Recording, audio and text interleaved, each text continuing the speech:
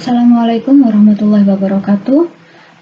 Hari ini saya akan menjelaskan tentang analisis kualitatif senyawa parasetamol dan kafein dalam tablet dengan metode kromatografi lapis tipis. Nah, sebelumnya di sini saya akan menjelaskan terlebih dahulu tentang preparasi larutan pengembang.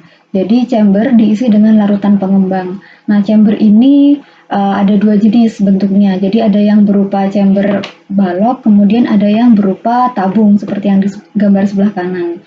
Nah, kalau di kita biasanya kalau praktikum yang sebelah kanan itu kita pakai beker glass, kemudian di atasnya ditutup dengan plastik wrap. Untuk praktikum kali ini, larutan pengembang atau istilah lainnya yaitu eluent, itu kita menggunakan 3 kombinasi pelarut, yaitu metanol, asam asetat, dan etil asetat.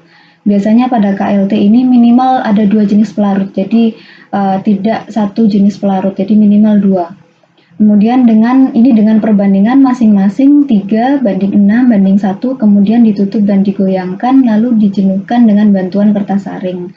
Nah, di sini untuk membuat larutan pengembang atau larutan eluent kita ada 2 cara. Jadi kita bisa mengukur terlebih dahulu chambernya atau kita langsung menentukan berapa volume yang digunakan, dilebihkan seperti itu baru kita hitung.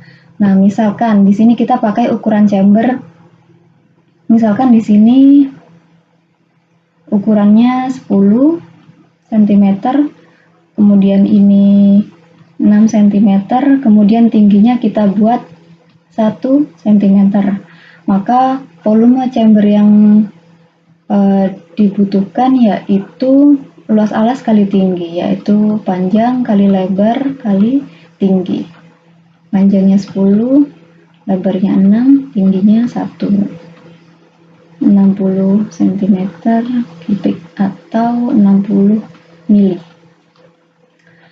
Jadi kalau misalkan kita mau buat pas sesuai dengan ukuran chamber, maka nanti kita butuh eluentnya 60 mili. Kemudian dari masing-masing 3 komponen pelarut ini perbandingannya 3:6:1. Kita hitung masing-masing, misalkan metanol. Di sini perbandingannya 3/10. 10 dari mana? 10 ini adalah total 361. 3/10 kalikan volume yang diinginkan, 18 mili. Kemudian untuk asam asetatnya 6/10 kali 60, 36 mili. Kemudian untuk etil asetat di sini 1/10 kali 60 mili, 6 mili. Jadi masing-masing larutan ini nanti kita ambil volumenya sesuai dengan perhitungan. Kemudian memastikan untuk perhitungan ini benar, maka semuanya ini kita jumlahkan, hasilnya harus sama dengan 60 mili, seperti itu. Kemudian kalau misalkan kita mau menggunakan, kita mentarget misalkan volumenya 100, itu kita dengan perhitungan yang sama ini dikalikan 100. Jadi kita buat dalam beker glass seperti itu, diaduk, setelah itu baru dituangkan ke dalam chamber. Jadi ada 2 cara untuk membuat eluent ini. Nah, kalau misalkan eluentnya sudah dibuat, kemudian ini nanti kita masukkan kertas saring ke dalamnya seperti pada gambar ini. Dimasukkan kertas saringnya, ini kan plat ya, kita masukkan kertas saring, kemudian kita jenuhkan. Cara tahu kalau eluent ini atau chamber ini sudah terjenuhi oleh uap dari eluent adalah dengan melihat basahnya kertas saring. Jadi kalau misalkan kertas saringnya sudah basah sampai di atas, berarti kita bisa menganggap kalau chamber kita itu sudah jenuh, sehingga platnya bisa dimasukkan ke dalam chamber seperti itu. Selanjutnya, untuk preparasi sampel dan larutan standar, ditimbang masing-masing 50 mg standar parasetamol dan kafein karena ada 2 bahan aktif di dalam sampel kita. Kemudian ini dilarutkan dalam 50 mili etanol, begitu juga sampelnya. Jadi untuk standar parasetamol dan kafein sama, Caranya, jadi kita menimbang standarnya 50 standar paracetamol misalkan. Paracetamol itu 50 mg dalam 50 ml. Ini nanti kalian hitung sendiri berapa ppm.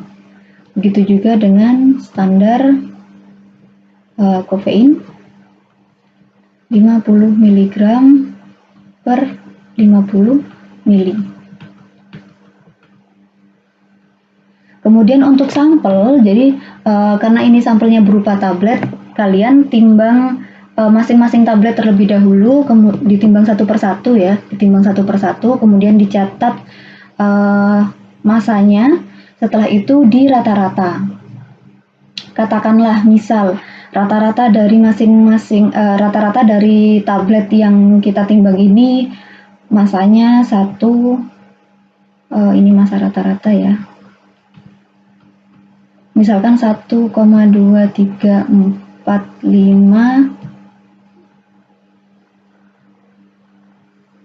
gram, maka untuk menimbang maka biasanya kita menimbang sampel ini dua kali penimbangan, yaitu massa yang penimbangannya setara dengan paracetamol, kemudian massa yang penimbangannya setara dengan kofein.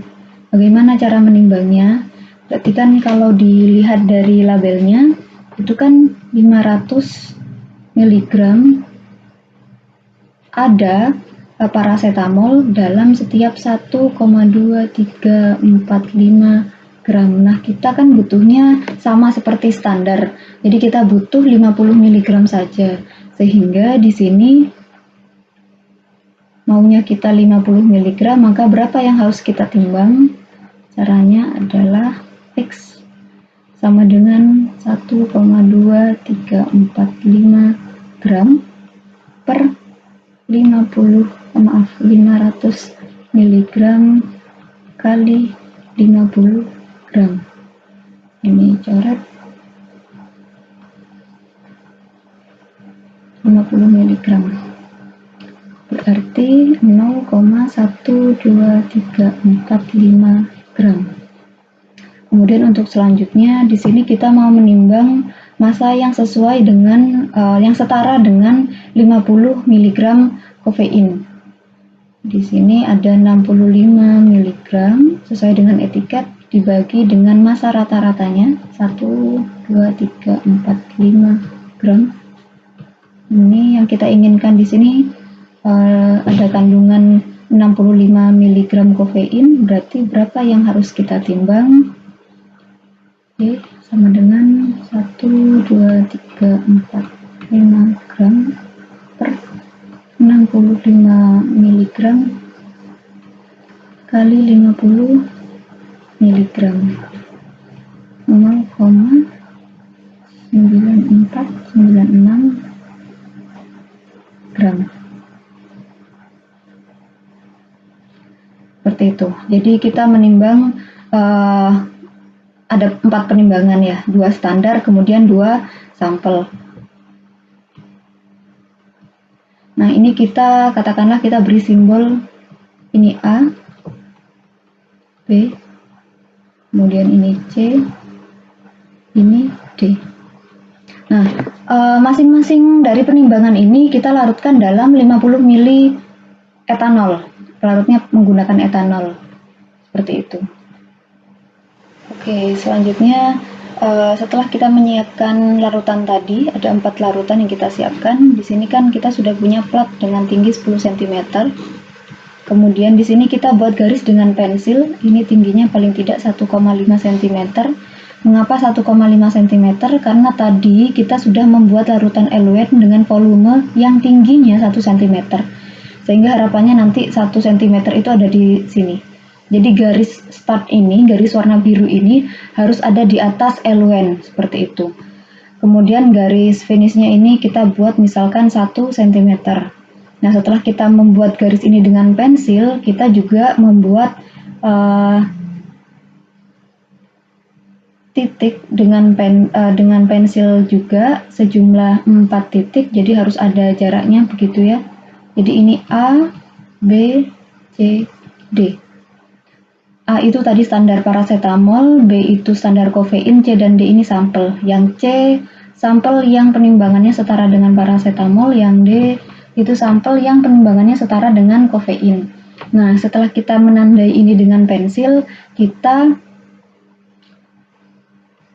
menotolkan masing-masing titik ini dengan larutan dengan menggunakan pipa kapiler. Jadi pas di titik ini kita menotolkan larutan yang sudah kita siapkan tadi.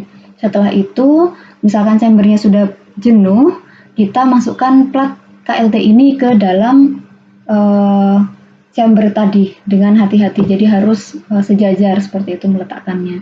Kemudian untuk hasilnya, jadi misalkan pelarutnya sudah ini ya sudah sampai di sini. Jadi misalkan resapannya sudah sampai ke atas, maka kita harus segera ambil platnya, kemudian dikeringkan dengan hair dryer. Nah ini kan tadi sudah kita beri A, B, C, dan D. Nah setelah itu ini kita letakkan atau kita scanning di bawah sinar UV dengan panjang gelombang disesuaikan dengan platnya yaitu 254 nanometer panjang gelombangnya. Nah, di sana nanti akan muncul noda. Jadi misalkan noda A itu ada di sini. Kemudian noda B sebelah sini. Noda C. C ini kan sampel ya, sampel yang penimbangannya setara paracetamol. Kemudian ini misalkan nodanya seperti ini. Nah, kita menghitung nilai RF-nya sekarang. Nilai RF itu bagaimana cara menghitungnya? Jadi rumus RF itu adalah jarak yang ditempuh oleh noda dibagi dengan jarak yang ditempuh oleh pelarut. Berapa jarak yang ditempuh oleh pelarut? Jadi pelarut ini kan menempuh jarak dari sini ke sini. Berarti kan 10 cm dikurangi 1,5 dikurangi 1. Berarti 7,5 cm. Berarti ini 7,5 cm. Kemudian jarak noda, bagaimana cara menentukan jarak noda? Jadi misalkan nodanya bentuknya begini, maka kita menggaris dengan pensil noda ini sesuai dengan bentuk nodanya. Misalkan nodanya bentuknya begini, ya enggak apa-apa, diikuti saja seperti itu. Kemudian cara menentukan garisnya itu kita garis lagi dengan pensil begini. Jadi kita mengukur dari sini ke titik bawah. Contohnya begini. Berarti kita mengukur dari sini ya, dari titik pusat ini ke start awal sini. Katakanlah untuk nilai RFA ini kita menggaris kemudian kita dapatkan 6,2 cm. Kemudian ini ini misalkan 4,3. Kemudian ini misalkan dari sini ke bawah itu 6,1 misalkan. Kemudian yang ini katakanlah 6,3. Yes. 6,3. Kemudian yang ini misalkan tingginya 4,2 misalkan seperti itu ya. Berarti di sini noda A atau nilai RF standar paracetamol itu 6,2 dibagi 7,5. 0,826. Kemudian nilai RF B di sini misalkan 4,3 dibagi 7,5 0,573. Kemudian ini RF sampel yang setara dengan paracetamol ini apa tadi 6,1 dibagi 7,5 ini 0,84. Kemudian di sini karena D ini ada 2 titik ini ya jalurnya, jadi di sini ada katakanlah ini angka 1, ini angka 2. Berarti RF di noda D yang pertama itu 6,3 dibagi 7,5 0,573. ini 0,13, ini 0,84. Ini RFD noda kedua 4,2 dibagi 7,5, 0,56. Nah, dari nilai ini yang bisa kita simpulkan adalah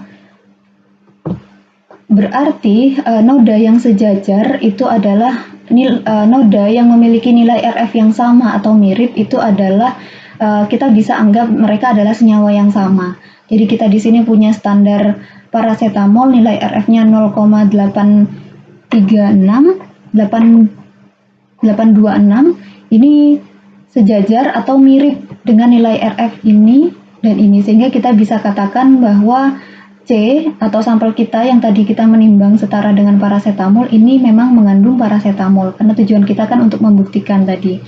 Kemudian yang D di sini karena dalam satu tablet itu kan kandungan parasetamolnya jauh lebih tinggi, sehingga meskipun di sini kita menimbang meskipun pada larutan D di sini kita menimbang sesuai kofein, otomatis kan parasetamolnya juga akan lebih tinggi seperti itu, sehingga ada dua noda di sini. Itu artinya ada dua senyawa dalam satu larutan ini.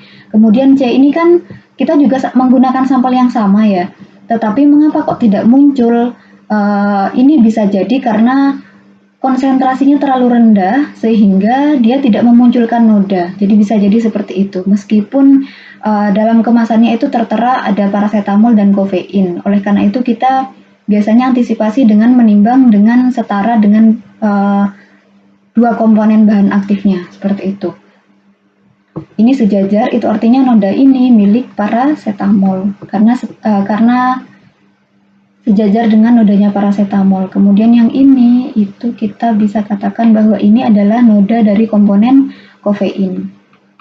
Kemudian mengapa parasetamol lebih tinggi dibandingkan nodanya kofein? Ini bisa kalian kaitkan dengan kepolaran juga struktur yang ada pada parasetamol dan kofein. Jadi mengapa parasetamol dan kofein ini bisa dianalisis dengan KLT? Itu juga ada alasannya.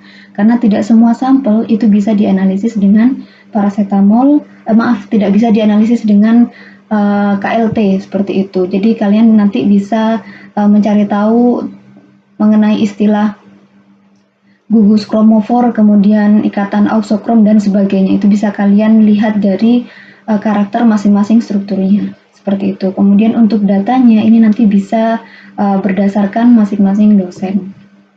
Sekian penjelasan dari saya, kurang lebihnya mohon maaf. Terima kasih. Assalamualaikum warahmatullahi wabarakatuh.